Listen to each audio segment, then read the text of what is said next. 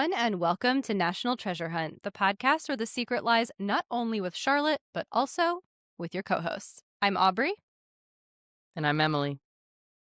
and happy season 12! Can you believe it, Aubrey? No, much like I cannot believe when we reach the end of a season, I can often not believe when we reach the beginning of one either. I'm assuming you are the same. Yes, we now have closer to the number of seasons as years that we've known each other. I'm just going to trust your math on that because that's too much math for this evening. And also, I don't know how long we've known each other. So anyway, we are really excited to be bringing you a new season of National Treasure Hunt. But before we do, Emily, it's been a long winter without some screams from Parkington Lane. Okay, so my scream is actually fairly recent and has to do with another podcast. I've been listening to Dear Hank and John. As many of y'all know, I love it. And recently, John was talking about a podcast that he got invited to be on, but he wasn't able to say what the name of the podcast was. And they were trying to basically determine like how good of a podcast it was. And they were rating it on a scale of like if it was a podcast that Nick Cage would want to be on. And I feel like Nick Cage will someday, I'm manifesting, be on our podcast, which means that they should also be on our podcast to talk about National Treasure. Oh, that's a really good one. I agree. Let's do it. Let's get them on. Thank you. What about you? Well, since we have a lot to get into today, I'll keep mine super brief because you know I can talk about my National Treasure dreams specifically forever. And for those of you who are new to our show this season, our screams from Parkington Lane are basically our acknowledgement of how National Treasure creeps into our daily lives in like really unsettling ways. This one isn't super unsettling, but I was really excited when I figured this out. I have been checking out the new Hulu show All's Fair that has made headlines as like the worst show on TV because like Kim Kardashian is in it or something. So I've been watching it, and it's a show about these women divorce lawyers, and it's super campy. It's actually really fun. But the villain character, her name is Carrington Lane. Oh, Uh-huh. what a name. Yeah. Yeah. And I was like, what? I glitched because I was like, that sounds a little too much like Parkington Lane for me to not acknowledge this, because not only is it like the Ington of the first name, but also the Lane of the last name. Yeah, it broke me. So shout out to Sarah Paulson. It's her character. And if y'all watch All's Fair and notice this character name as well, please do let me know. Yes, do. Okay. One thing we started last season, because we do have so many episodes now, Emily, we have been doing this for so many years, is we started this little mini look back segment in our intro in case people are intimidated by our very long back catalog. And so today we are going to take a quick look back at episode 11, Hunt for Cibola. So this would have been, if I'm remembering correctly, our season 2 premiere. That sounds right. And so that means that this was our National Treasure 2 Book of Secrets recap and commentary. Do you have any memories of this? Like recording it or anything like that? I really don't. I think doing the first one, the first film, was such an experience that I feel like it couldn't live up. But also, I think I was just confused because, as longtime listeners of the pod know, National Treasure 2 is a bit of an enigma to the brain of Emily. So Yes, of course. For me, if I remember correctly, because as we get through like the middle chunk of our back catalog, I am finding that like I'm remembering less. And so, if I remember correctly, for me, this episode was really characterized by me writing down for the first time all the things that don't make sense in the second movie. Right? Because we were doing such a close watch that it was like, wait, but how did they get to that rock? Like, what? And then it became super satisfying later on, seasons later, when we actually got pretty much all the answers to those questions. So something else for our listeners to check out after they go listen to or re-listen to episode 11. Yes. Okay, I promise we're going to get to our episode content super shortly, but I would also be remiss if I didn't, share a news item. Some of you might know this because you might be watching this episode, but y'all, we are now on YouTube. What? Can you imagine? It took us, admittedly, guys, it's taken us longer than it probably should have, but we've been doing so much over here on National Treasure Hunt that you had to give us a minute. And we wanted to make sure we were going to do it right. I do want to say, we are not going anywhere if you are an audio-only podcast enthusiast. So you will be able to still listen to us on Spotify, Apple Podcasts, wherever you listen. But if you like watching your podcasts, or if you just want to help us out, please help us out. Go subscribe to National Treasure Hunt or at NT Hunt Podcast on YouTube. We really want to grow that channel. What? Yo, that's my What? job. What are you doing? Okay, well, I'm just feeling very attached to the YouTube because as of the time of this recording, I've been spending an inordinate amount of time trying to build that channel. So please subscribe even if you're not planning on watching the episodes over there. Please. Yes. And back to our regularly scheduled social media. You can find us on both X and Instagram at NT Hunt Podcast. We are also available on our website, nthuntpodcast.com, where you can find information about our books, events, our new Etsy store, and all that kind of fun stuff. And then, if that is not enough for you, you can also join us over on Patreon at patreon.com/nthuntpodcast to get even more behind the scenes and extra bonus content. And here in 2026, happy 2026, everyone. We are, of course, gearing up to continue and really do the bulk of our America 250 events tour here on National Treasure Hunt. So you're definitely going to want to stay tuned into all of those places to know when we are visiting a city near you. We also have my new book, Riley Poole's Book of Secrets, coming out this year. We have a lot going on for you to stay tuned into. And I do just want to give one final shout out and say thank you to everyone, not just for listening here today, but we did conclude season 11 of our show with a very fun giveaway through a fundraiser for Old Pine Conservancy in Philadelphia. And thanks to you all, we were able to raise more than $1,100 for the Conservancy. So thank you so much for everyone who participated. As of the time of this recording, we don't know who won the giveaway yet. We'll actually find out tomorrow. But we're really excited to find out. But thank you again for your support. Yes, thank you, and congrats to whoever it is that won it. Okay, now that we've gotten all the business out of the way, we need to actually get into this episode, which is going to be something I cannot believe we haven't done already. All right, we are going to walk through the 10 special features from the first National Treasure movie. And you guys, we are going to share a link to that playlist of special features on YouTube so that you can go watch them. But as usual, we'll walk you through them so you don't actually have to watch. Did you think we already did this episode, Em? No. Do you want to know why? Yes, I do actually. I don't think she wants to know why. It's because the majority of these I had never seen before. Sure. No. Same. There were several of these, not majority, several of these I had not seen before, but there were definitely some things that I had seen before. So I was like, why do I know this? Or why have I seen this? And then I realized, like, between our podcast, but also our book research and like our tour research, like all that stuff, I'm now forgetting where we've shared this content, which is crazy. Crazy problem to have. Hopefully it's not too problematic. But basically, you guys, in general, these 10 special features, these are what you would have found on like the DVD for National Treasure, in addition to the movie itself, of course. And there are, I would say, two types of special features here.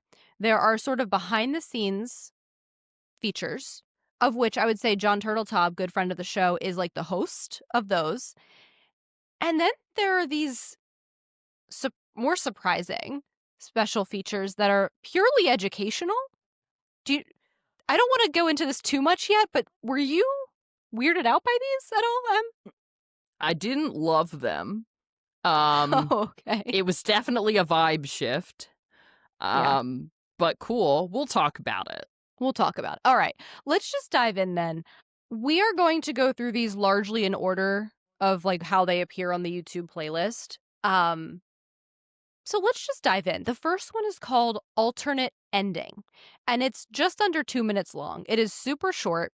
So if I were to summarize this first one, it basically starts with a literal full cut of like an edited together ending of this movie. And it actually begins with something we know and love, which is the original like Ian getting captured in Boston with Ben looking on.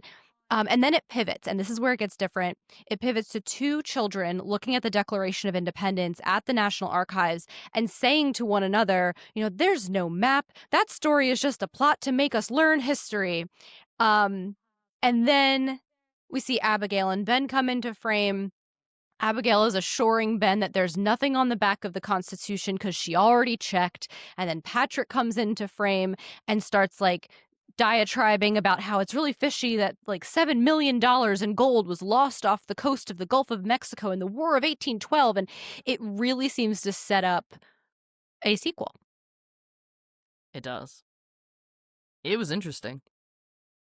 How did you feel about this? Did you like it? Did this remind you of anything we've learned in the past about how the ending was crafted? Yeah, so I mean, I remembered like there being an alternative ending. I didn't remember like the details. Hmm. Low key though, I really liked this. Which might Really? be controversial. I'm all about humanizing Ben, and Hmm. I think that having him do the little chuckle at the two little boys really kind of works to do that in a way. And Hmm. then I do like the fact that the kids make a joke about like a plot to make them learn That history was funny. because that's Yeah. what the movie is doing. And honestly, I feel like some people could have used that nod because they don't know. And then I do like the setup for the potential second film, though I'm glad that they didn't keep this because when they did decide to make a second film, they would have then been locked into this storyline, which is Exactly. not what the second film was. I'm so glad you brought that up. I completely agree with that point. I do think it would pigeonhole them too much. Um, I hear what you're saying about humanizing Ben, and um I like the nod to like, hey, look, we're the creators of the movie. We're in on the joke. Like we're trying to make you learn history by what the kids are saying. I didn't like this though because I thought each character was responsible for delivering like one line. And each character's line was just so on the nose for like who that character was. And I just for a movie that is so complex and does such a good job with the characters, I thought it felt a little almost lazy, like lazy writing. So I was okay with the change. I will say, however, one thing I noticed is that they did release still images from this version of the ending for promotional materials because I've been on the National Treasure IMDb for content creation purposes so much lately and looking at the photos. I have seen the photo of them walking around the archives in this scene many, many times. So I think that's interesting how like they shot this, they couldn't use the actual film footage, so they used the still footage. I mean, whatever works, right? Yeah. And so I think when we go through each of these features, we should end by asking ourselves like, did we learn anything new from this featurette? And for this one, I think the answer is yes, because John does explain in the feature that they changed the ending away from this first one. Number one, because it sets up a sequel, and they weren't necessarily trying to do that at the time, which we do know that. But also, I thought this was interesting because it was indoors and they didn't like the vibe of it being indoors. They wanted to be outside for the ending. And I don't, stylistically, I don't really care here or there, but I like the ending that we get because it connects back to Charles Carroll, which is the beginning of the movie. And we know Aubrey loves a circular thing. That is one of my calling cards. I do love a circular moment, full circle. Okay, should we go on to the second one? Yeah. And this is immediately getting us to one of those slightly strange, I'm going to call them educational so that I'm not derogatory, videos. This one is called Treasure Hunters Revealed, and it is 8.5 minutes long. So they like dedicated some time to this. So it opens with John Turteltaub explaining how treasure hunting is still like a real life thing today, which we know. We've read about and heard about, and even in some ways been somewhat included in various treasure hunts that are ongoing here in, well, I guess now 2026. And this special feature is an interview with various real life treasure hunters. Now, all of them have in common the fact that they say they're motivated by understanding or illuminating the history involved, which is very National Treasure-esque. And they also emphasize how important it is to understand the history in order to advance their hunt. So it's both, I think, very deep, but also very pragmatic. I will say most of the people featured are from a company called Mel Fisher Enterprises, which I did look up. It is still quite real. In the feature, they explain that most of what they're doing is excavating shipwrecks, which I personally think is very cool. And so my first reaction to this is, how did they find these people? Like, of all the treasure hunters in the world, how did these people get picked to be in this special feature? Do you want to know how? They paid? It's They were because they were asked why they do it. And they said history, not wealth.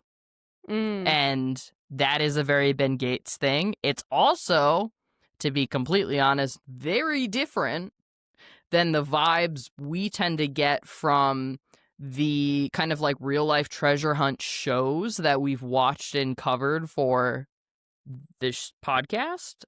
So I feel like they kind of hand selected these people. I'm for it, but I did think it was interesting. I mean, real talk, I do wonder if the writers, who we obviously know super well, so we could just ask them, but like, were they at all inspired by real life treasure hunters, especially from this family pursuit perspective? Like, when the Wibberleys were going and writing this, or even before they got their hands, when it was like Jim Coof or whomever, did they go and like interview treasure hunters or like read interviews with them? Does that play a role at all in the research? Is it not just research about American history that they're going to work into the clues, but how is there research involved in crafting the Ben Gates character? Yeah, that's interesting. I would have to assume some, but we'll have to ask. We will. I will also say that if we, National Treasure Hunt, can't just host all the special features for National Treasure 3, then this particular format where we are like the Mel Fisher Enterprises equivalent should be a no-brainer for us to be involved. I'm just saying. You heard it here first, folks. Hey, you wanted to manifest Nick Cage coming on the show. I'm manifesting this. I think our goals are very synergistic. So, would you say that we learned anything from this feature?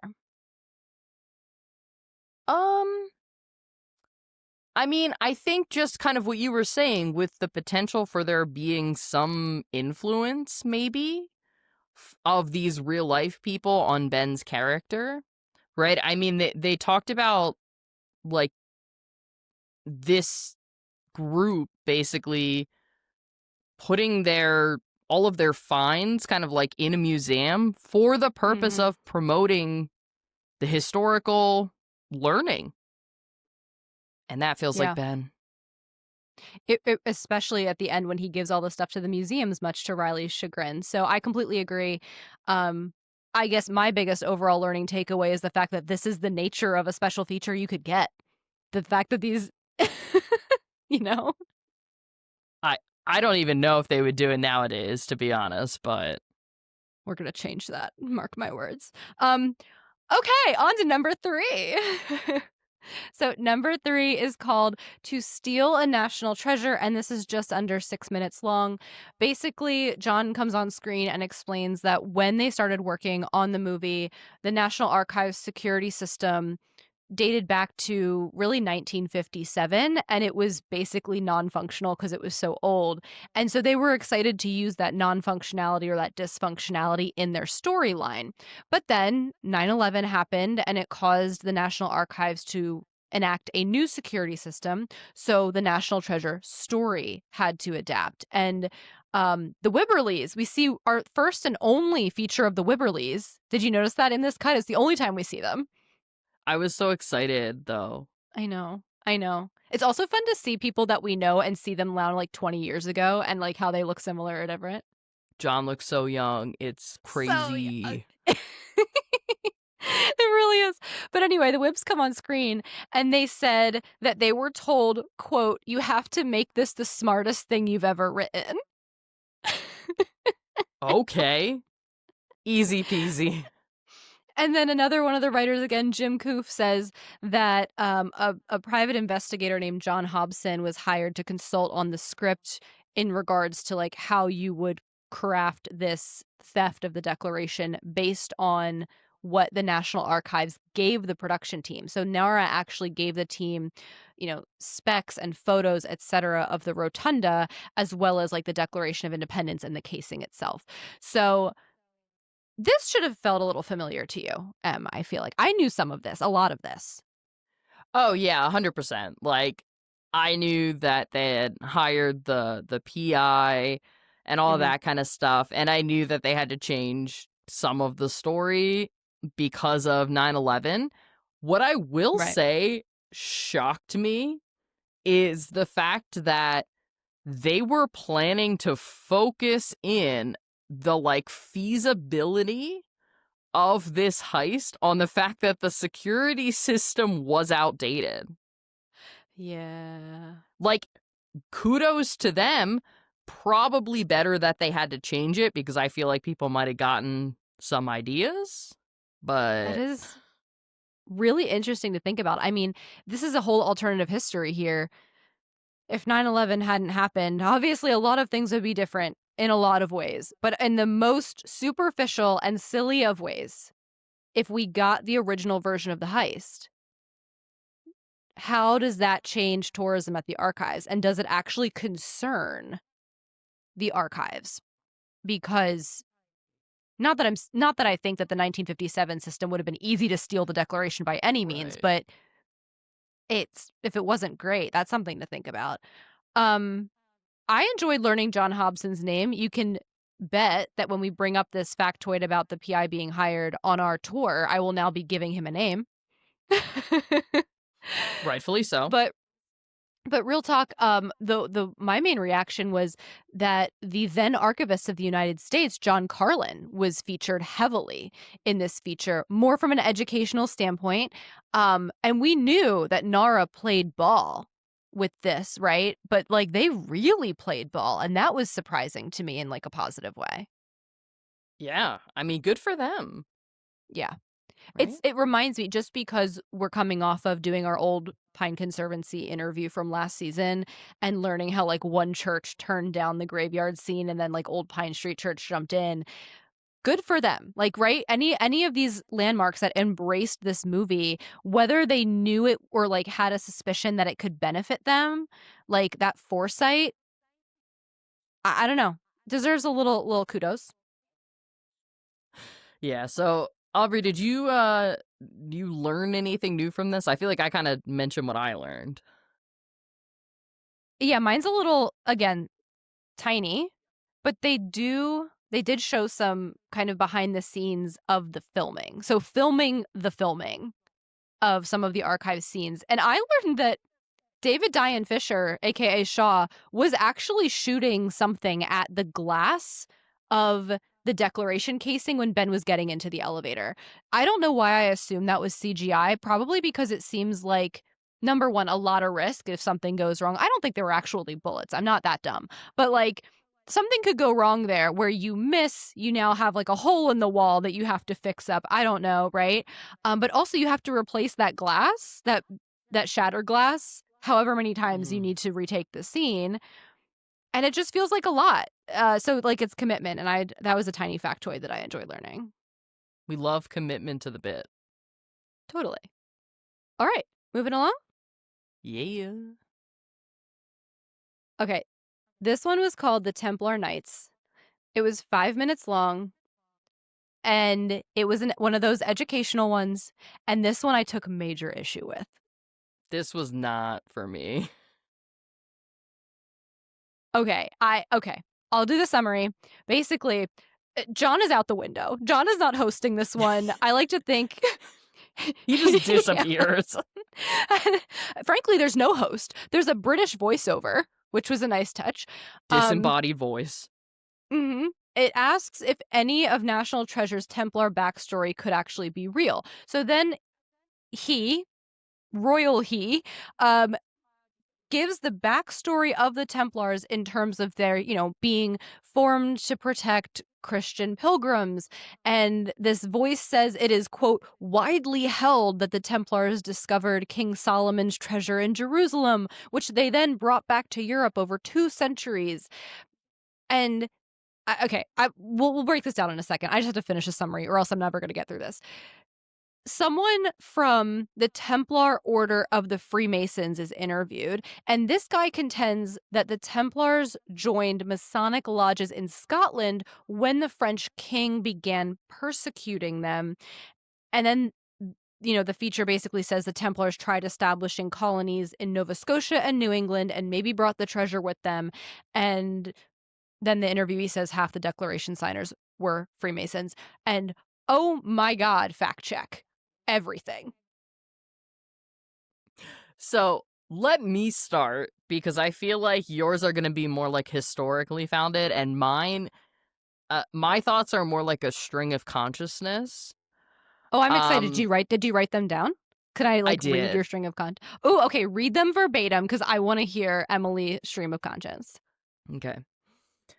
Do you think they filmed this stuff when filming the movie and then used the extra scenes for this? LOL.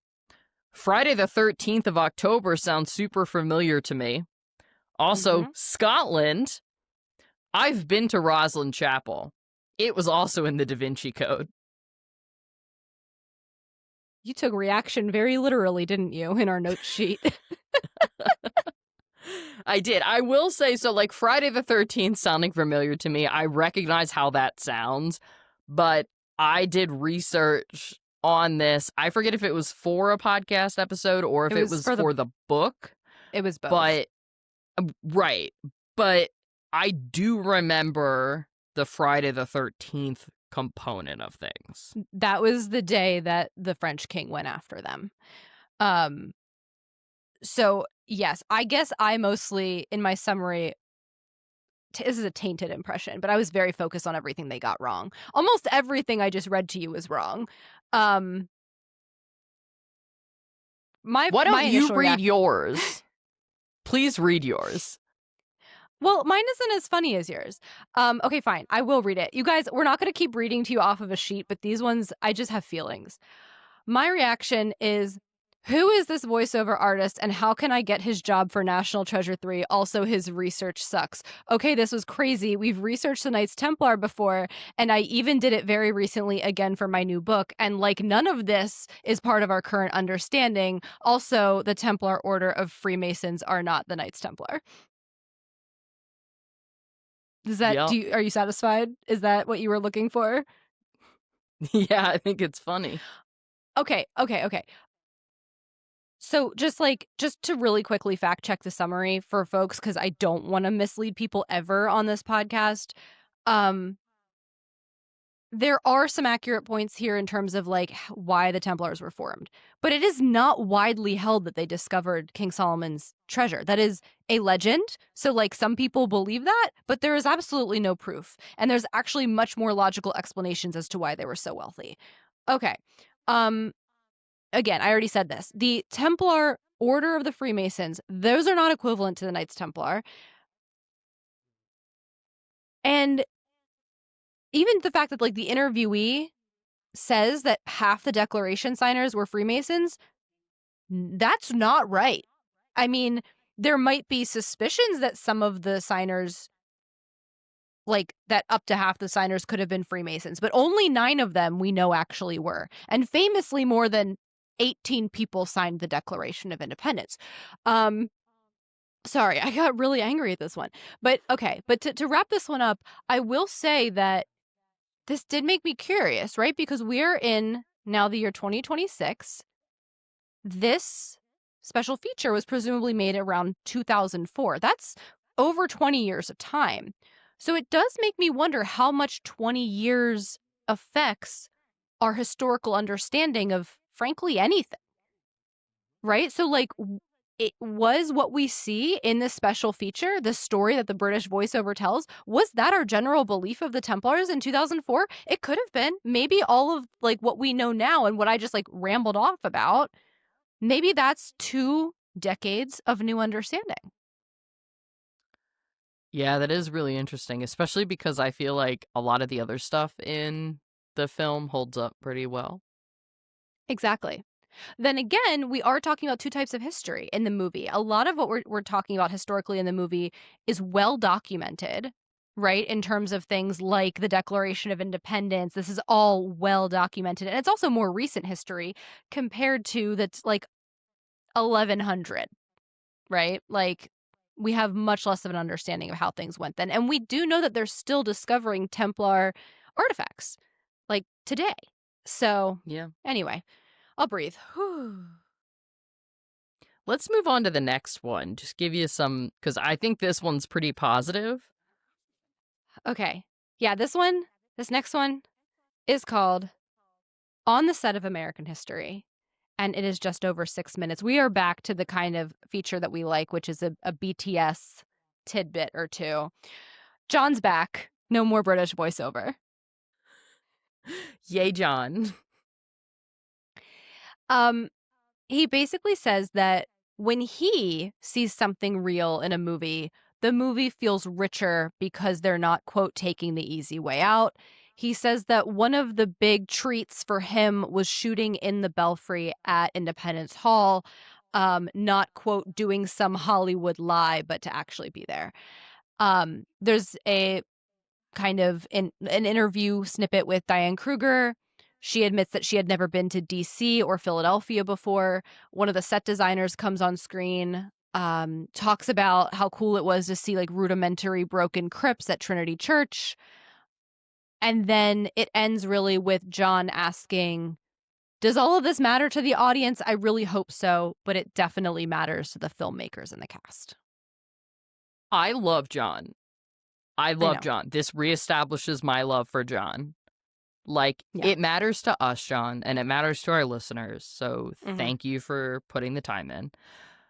I have to say, I thought it was really cool that Nick Cage made the comment about our country being actually like very young in the grand scheme of Yeah. things, which I think goes really well off your point from a couple minutes back, right? About the history of the Knights Templar. Also, I mean, you know me in a crypt, so Mm-hmm. the idea that like they had the crypt in the script first, that's a rhyming nightmare there. And then they went to Trinity Church and they were like, "You have one of these?" And they were like, "Yeah." And then they were Mm-hmm. like, Mm-hmm. "Cool." And it worked out like so neat. Yeah. Well, I want to go back to the point you brought up about Nick Cage for a second.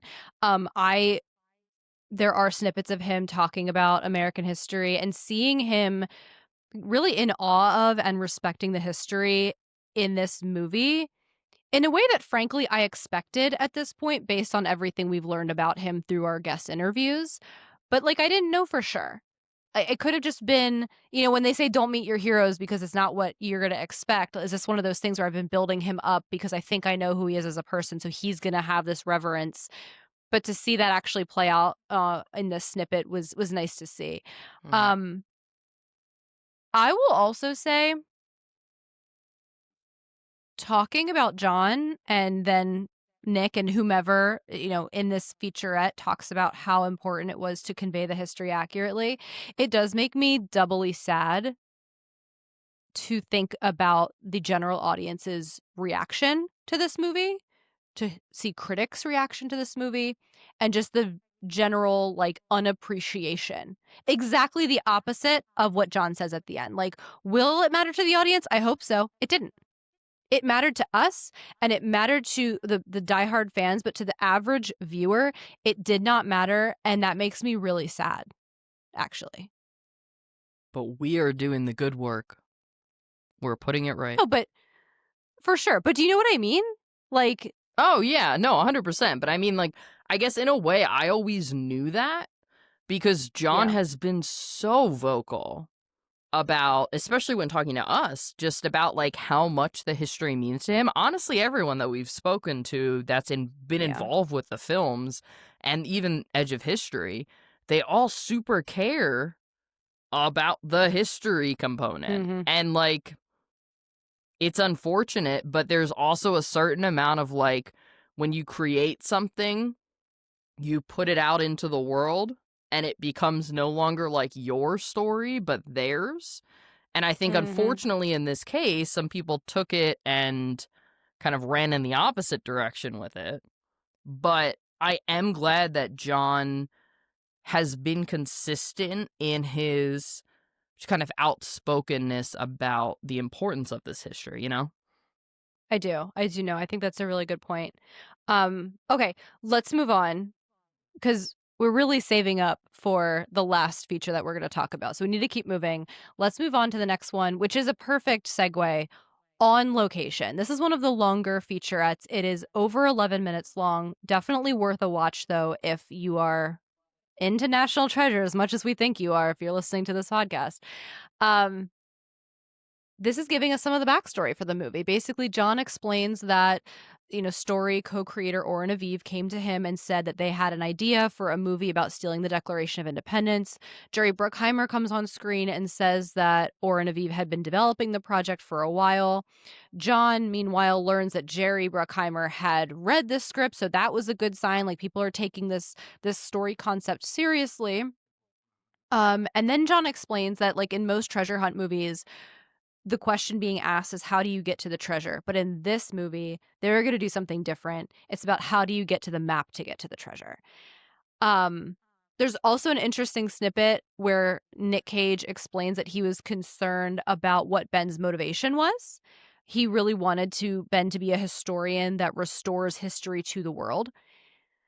And then I'll just end with there is Justin Bartha, a snippet with him explaining, and I just want to give John his due here, explaining that John is quote unquote an actor's director in that he's like always putting his performers first. So I just wanted to point that out since we like to sing John's praises over here.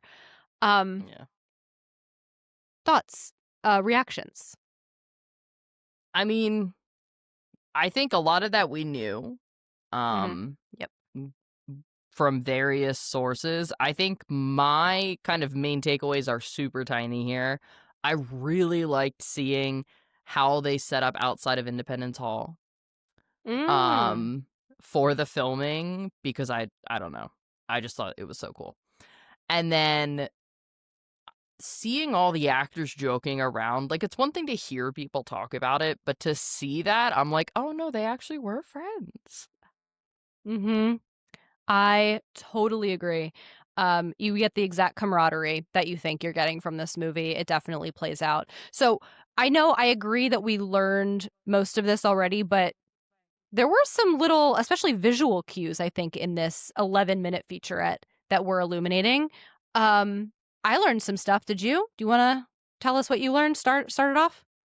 Yeah, I mean, there was a husky on set in Utah. I noticed that too. Who knew? Literally.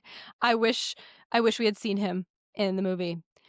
Um, did you notice, again, speaking of coming off of our season 11 finale, there was a great behind the scenes shot of the old Pine Street Church graveyard scene.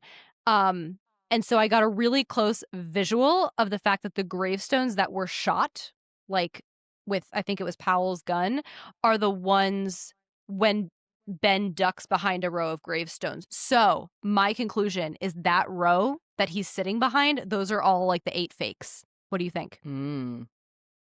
I think it sounds like somebody just saw the gravestone that they won in the behind the scenes featurette. Okay, What what's next? what about the fact that they visited like so many Masonic temples to research for the set design, right? Especially like, I mean, you know me talking about the tunnels beneath Trinity Church. Mhm, mhm, mhm. Yeah, and they were talking about, like, how the symbology of what they saw in these Mason temples, were incorporated into their tunnels. So, yeah, that's very cool. Um, I was surprised to learn that they built a literal counterweight, like, slash hydraulic elevator system in the Parkington Lane set. I mean, it's kind of like building the whole special collections section on a balcony at the Library of Congress. Like, you didn't really have to do that. This is like, I didn't think you had to do that, but I admire it now that I know. It's extra, but extra is what National Treasure does well. Indeed. Um, what about I mean, the fact that the visual effects producer took a little bit of time to basically say, like, their job was to make the Parkington Lane pit look as deep as possible. And, like, we've tried to, or you have, Mhm. basically done the math to figure out how deep it is. That So was both satisfying and validating. I'll tell you, that's what that was. Okay, last I think did you lear I have one more thing that I learned. Did you learn anything else, or should I close it out with this one? I think close it out. Okay. Too much learning. Um, too much can't have too much learning here on National Treasure Hunt, the whole edutainment podcast. Um, I'll end with some more visual effects stuff. There are so many more visual effects in this movie than I realized. Like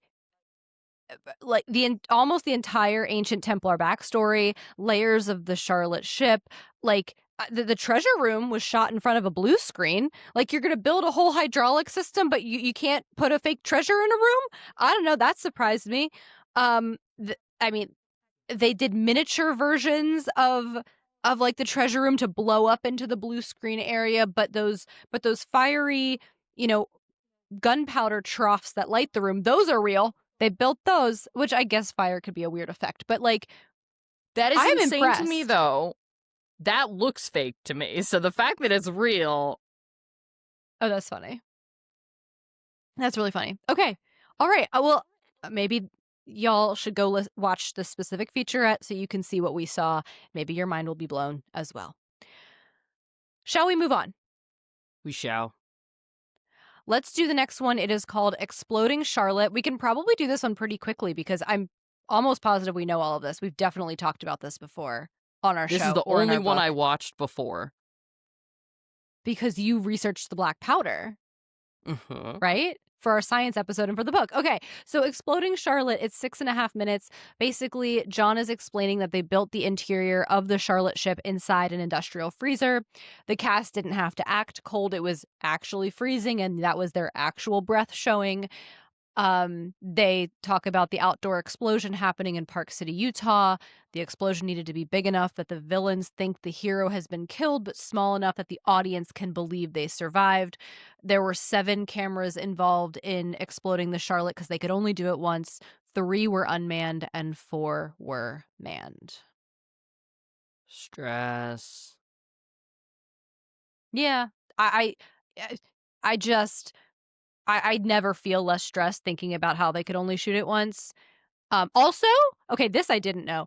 The walkies could accidentally detonate the explosives, so they couldn't use them, and that just adds to the stress for me. I can't imagine you reacted well to that. Nope. Nope. My brain just said nope. Okay, well then we'll move right along. I'm going to say the one thing that I did learn anew from this featurette, um, the set designer explains that when they go into the bowels of the ship, and it looks pretty empty for a ship that was carrying cargo, That relative emptiness, that tiny detail was completely on purpose to emphasize that the characters are expecting to go down into the ship and find all this gold, chests, you know, barrels, like whatever of gold, but it's just not there. So it's really meant to be that contrast. And I was like, genius. Yeah, and it's something that, like, honestly probably goes unnoticed, but, like, subliminally, Hmm. it's making an impression. Hmm. That's a really good example of like a tiny detail that we did not know. And now we do. And now I'm really happy that that teeny tiny puzzle piece in our 1 million piece puzzle of national treasure in our brains. Okay, you know what? I Aubrey's doing I a can't weird even. hand thing. Yeah, and our YouTube viewers will know that and our audio listeners won't, and now I feel sad for them. So let's move on. We're going to move on to another educational one, which was admittedly interesting, but kind of long, in my opinion. So this one was called Ciphers, Code, and Code Breakers. It was almost 12 minutes long. Before I do the summary, you look like you have an opinion that you would like to share imminently. Oh, I just mean I love the codes and the ciphers and stuff, so, like, I'm very Mm, interested in this, but, like, I got a little bored, and maybe it's yeah. just because I'd heard of most of these before, and I felt like I got that information from, like, reading something. I didn't need it Or explained. maybe or maybe you were a little bored because they didn't really make a ton of national treasure connections in this where they could have. So basically, Yeah. this is purely about cryptography and its uses over thousands of years. They explain, and they have like cryptanalysts and cryptography specialists. They explain that the most basic type of cipher involves swapping one letter with another. Um, they give some examples. For example, the Caesar cipher involving shifting letters to places, etc. They explain that once people could start breaking these basic ciphers, they needed the powers that be, the royal they, needed to create something more sophisticated. So they gave an example of the Masons using a pig pen cipher. And they do teach you in this featurette how to make it and break it. I thought that was cool. They explain that the founding fathers knew about cryptography and used it during the Revolutionary War. And they also name drop James Lovell or Lovell, who was an American man who solved coded British fleet movements during the Revolutionary War that allowed for the American Army's success at Yorktown. But then there's like a whole bunch about the world, like World War I and World War II. And y'all know I just can't get into World War I and World War II, so I didn't even bother taking notes on that part. Yeah, I mean, in general, all really interesting stuff. I personally love pigpen ciphers. Really? Um, I just think they look really cool. Hmm. Mhm. Like, the fact that you Mhm. kinda have to, like, draw something to do it, like, it kinda reminds me of, like, a Playfair cipher type vibe, Mhm. which they did not really discuss. Well, they shouldn't be discussing a Playfair. They should be discussing an Ottendorf. And I was really I would shocked have taken that Playfair, honestly. right, but they had I mean, they knew at this point that they wrote an Ottendorf cipher into this movie. I was shocked they didn't tie in the history of the Ottendorf cipher. I do like that they talked about a Masonic cipher, so that was good. Um, and frankly, I was immediately in terms of the Pigpen cipher, I was immediately taken back to our interview with Marissa Maggs from Trinity Church years ago now, where she told us about the historic grave of James Leeson, who was a Freemason, in the old Trinity Church graveyard that has a Pigpen cipher on the gravestone, and it decodes to remember death. So I was like, oh, that's a fun little. It's not an Easter egg exactly. It's a National Treasure Hunt Easter egg. Right. I'm sorry, I just cannot believe because I think this is the last of the educational featurettes. I'm just fascinated that these educational pieces, like they Disney presumably paid money to produce these. They cared I about the history too, I guess? honestly, this exercise made me really excited about National Treasure 3 and like what we could do if they let us for special features for National Treasure 3. Just saying. Moving on. All right, there's one more before we get to the big one, the most interesting one. This one is called Animatic. It's just under 3 minutes. It's super short.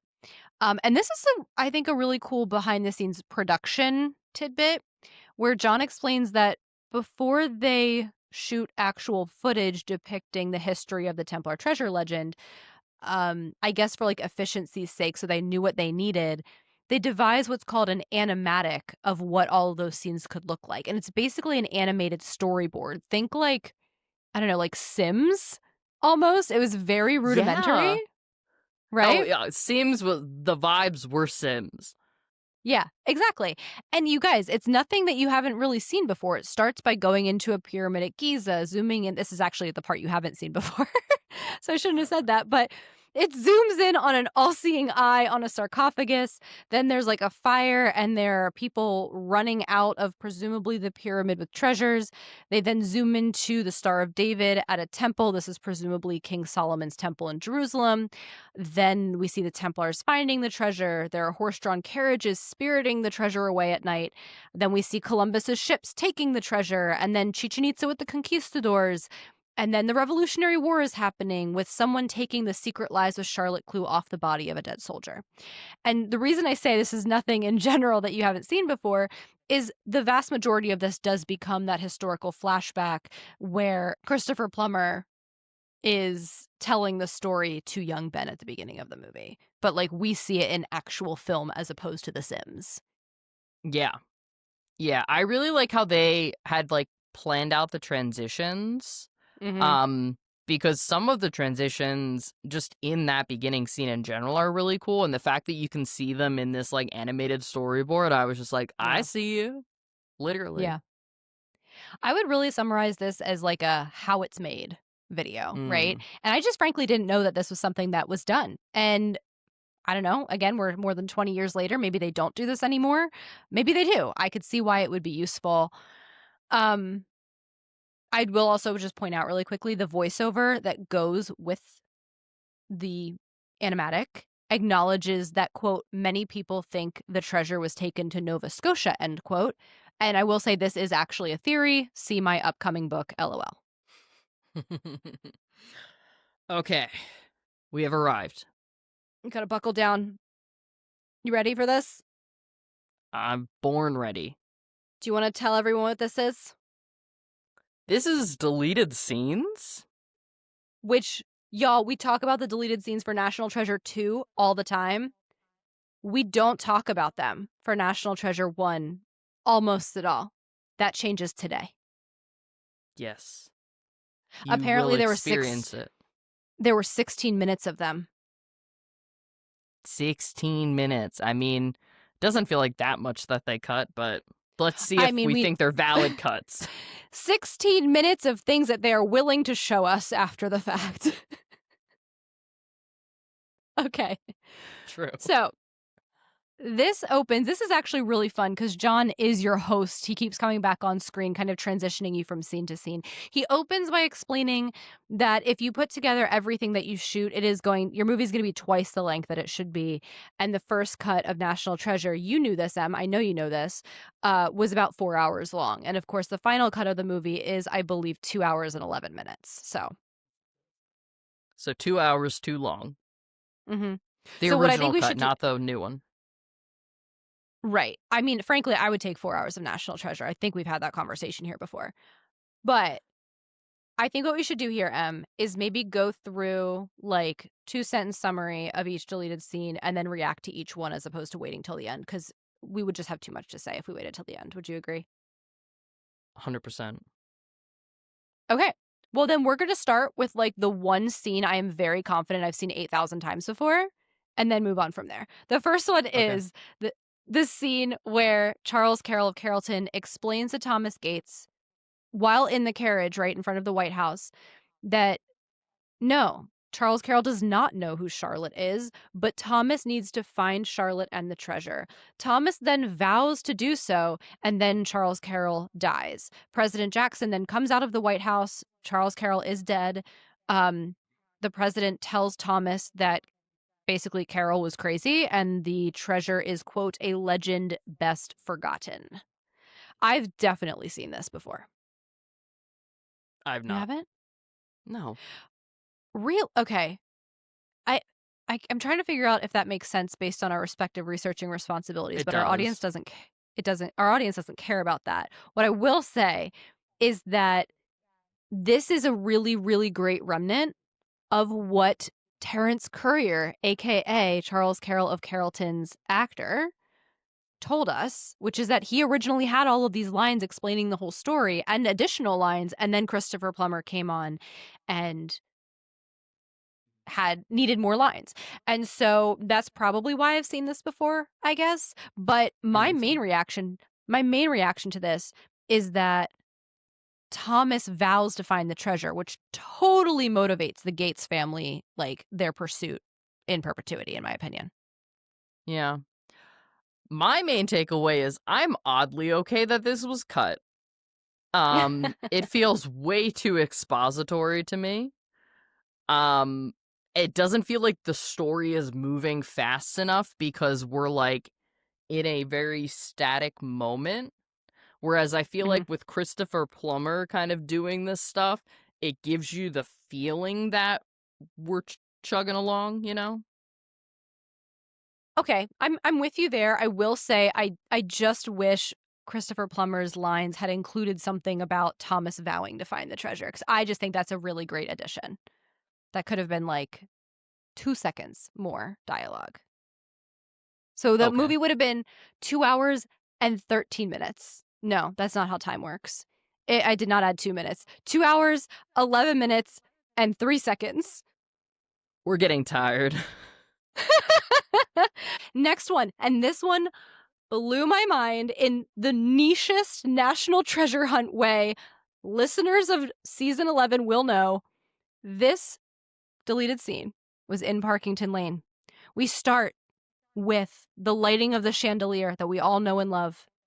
And then Patrick nearly falls through a hole right before he says, "Watch your step," a line that we do, in fact, see in the movie.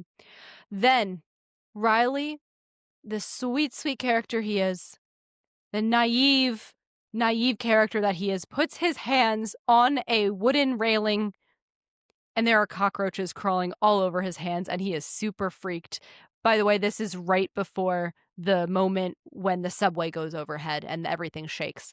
Um, Allow me to be the one to say, now we know why the cockroaches were there. Oh my gosh. Just ew. That was honestly, that was my takeaway. Ew. You didn't remember our whole controversy, our whole conversation in our episode last season going through Marco Kiris's call sheets and there were cockroaches and rats on set and we were like, the heck? Why cockroaches? I remember. I didn't need to see them. Okay, this was deeply satisfying for me. I'm so glad Aubrey finds seeing cockroaches deeply satisfying. All you heard it here first. It answered a question that we posed. You cannot script this stuff, you guys. She loves cockroaches. Okay, whatever. Next, I'm disappointed in your lack of enthusiasm for that deleted scene.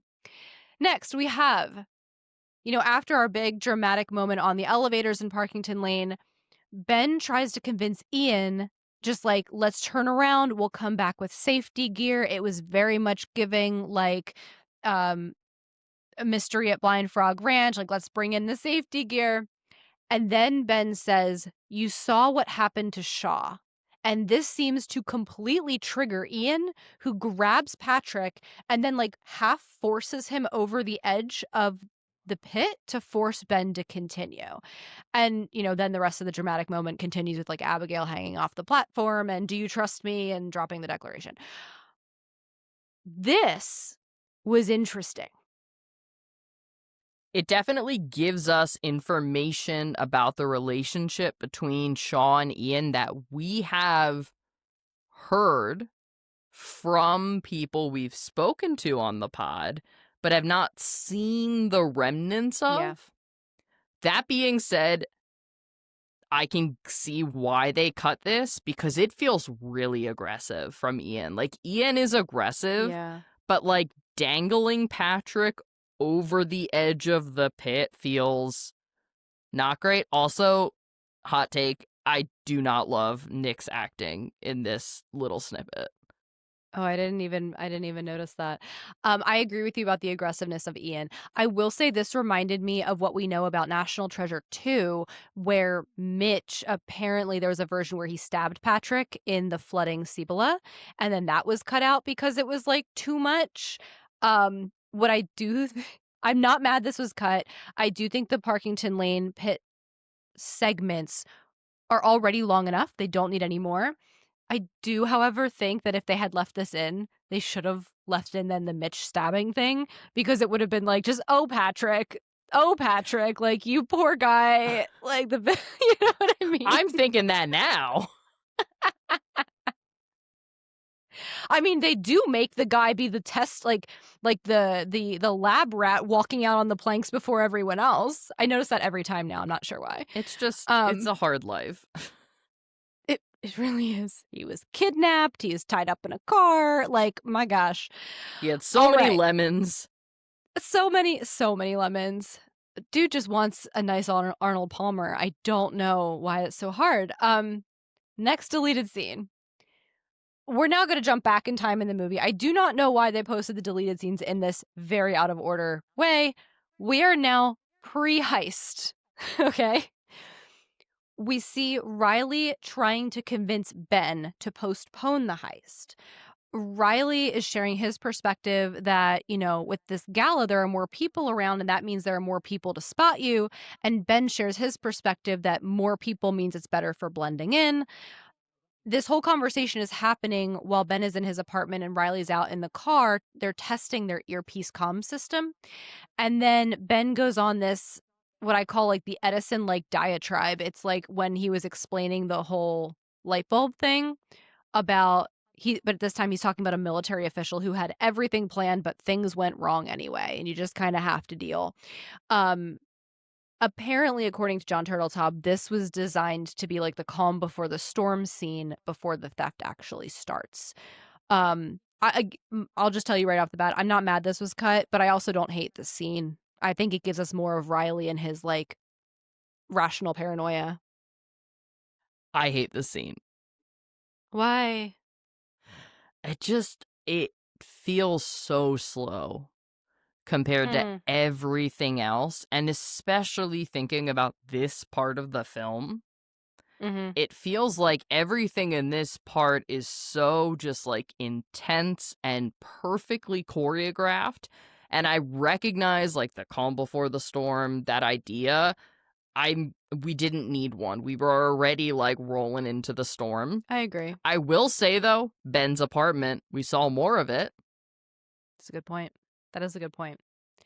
Um, oh, you saying that just gave me an episode idea. So I'm gonna write this down really quick in real time for people.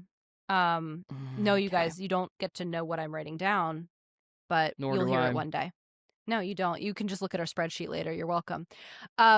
Next. This one I loved. And it's a little bit lengthy of an explanation, so please bear with me for just a moment. This is part of the scenelet where Ian and his henchmen are in the Watergate building, puzzling over the key and silence clue that Ian has written on the notepad, right? Did you recognize this Oh scene yeah, M immediately? Yeah. 100%. The henchmen are saying, because so like Ian's puzzling over this clue, the henchmen are in the background saying, no, Ben was wrong because there were 56 Declaration of Independence signers. And then one of the other henchmen comes in and says, well, maybe there were only 55 when the pipe was made. And then Powell is on the computer. He confirms this 55 thing using the internet. And Phil explains who Thomas McKean was, right? He was the 56 signer. And he says McKean was from Delaware. Then they go into talking about ciphers. And Shaw explains how ciphers work with keys, such as the Bible or the Quran. And he says that he used ciphers just like this in gun running, like when he was in the gun running trade. And then we get the whole why is this word capitalized line. All right, that's kind of where we get back to our sequence as we know it. Now, John Turteltaub comes back on screen and he explains that he really wanted to keep this in the movie because it explains how the 55 and Iron Pen clue was accurate and because it would demonstrate how Ben just knew things that the villains didn't know they had to research. I feel like I have a lot to say about this, but I've been talking a lot, so I'd love to hear your reaction before I share mine. Yeah, I mean, I think I can see why this was cut because even though the villains are looking stuff up, it still makes them seem quite intelligent. Not to say that they shouldn't be, but I think that the film definitely gains something from having Mhm. them appear dumb, which I recognize is it like in contrast to the point John was making about like wanting to keep this in because it demonstrates that Ben Right. knew stuff the villains didn't, but I think it almost would work against That. them. I don't know. Well, the first thing I'll say is whichever of the henchmen, we love them all. We know them all personally. They're all lovely people. Whichever one told us that they filmed a ton more scenes as the henchmen than were actually used, this is pure evidence of that. I think it might have been Oleg. Um, I loved seeing it. I loved the henchman involvement in the scene. I liked them having lines and contributing and helping Ian because we do talk frequently about how Ian is pretty smart. I mean, he's not Ben, but he's pretty smart. And I do just like the idea that the people around him are more than just his bodyguards. We do know from David Diane Fisher that Shaw is meant to be like the right hand man more than just a bodyguard, but everyone else, you just get the impression that they're just there to shoot a gun. And I do like the idea of them being intellectually involved. I get that's not totally National Treasure esque. Whatever. What really gets me about this scene, we I think back to what we talked about early in this episode, where the production team was so passionate about letting people see all the real history that they included, and then people didn't see it. Applying that to this, the fact that people constantly point out the 55 and Iron Pen as a quote unquote mistake must literally keep John up at night, especially because back in 2004, when this featurette was being filmed, he said, I wanted to keep this in so that people knew why it was right. Yeah. It it All I it have to hurts. all I have to say in response to that is if Pal can look it up online and find the answer, so can the public. Like, come on, y'all. Ooh, shots fired. I like spicy Emily here. Okay, all right. Let's that's though I will say if you're going to go watch one deleted scene, watch that one. It's my vote. Let's move on to the next one. This one I think we can be brief on. We see Sadusky trying to kind of talk down Woodruff, who's the Nara security guard that we see a couple times very briefly during the heist. And then we see Sadusky walk out to the gala and introduce himself. It's super super short. I this didn't I honestly, I don't care cut it or leave it because it's so short. I don't think it would have added more than like 3 seconds. Yeah, it makes me like Sadusky more. Really, why? He just seems a little more competent, like Interesting. in I control, truly rather did than not get that trying to vibe. be. Okay. I tru Well, I didn't I didn't get that, and I think I'm so tainted in my brain of Sadusky that there was no way I was gonna see that. So that's interesting. she realized it, y'all. We're proud of her. Doesn't mean I'm gonna change. All right, we got 2 Oh, I more deleted scenes, 2 more. The next one is Abigail, this was interesting to me. Abigail and Riley, they're in their part of the Philadelphia foot chase, and before I think it's before they get to Reading Terminal Market, they pass through a closed strip club. And as they leave out the other door, Riley says, "That was disappointing."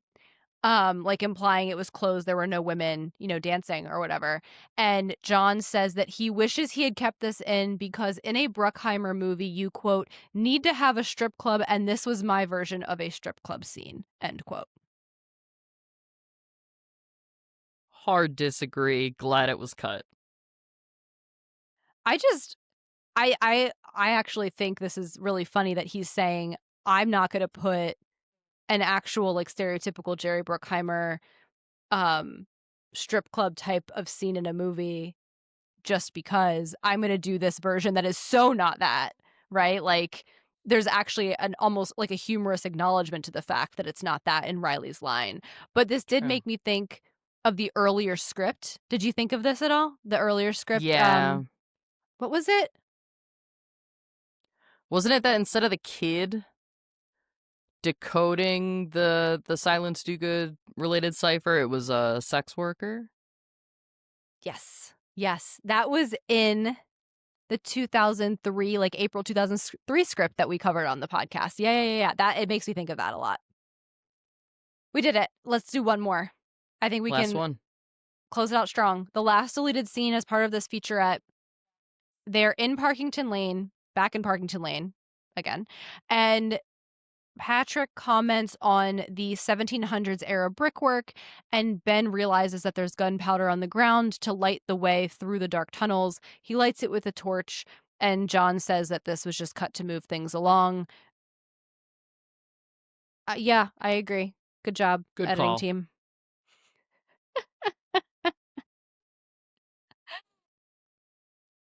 Ah, that was a marathon. I mean, can I tell you really quick? When I was starting the outline for this episode for us to both do our research for, I was initially intending for this episode to be the special features of both movies. Oh That no. changed very quickly when I realized how many there were. Oh no, no, no, no. But now we have another episode, so cool. Exactly. Exactly. You'll be hearing that sometime in the future. Let's wrap up with any reflections, any major takeaways. I'll let you go first.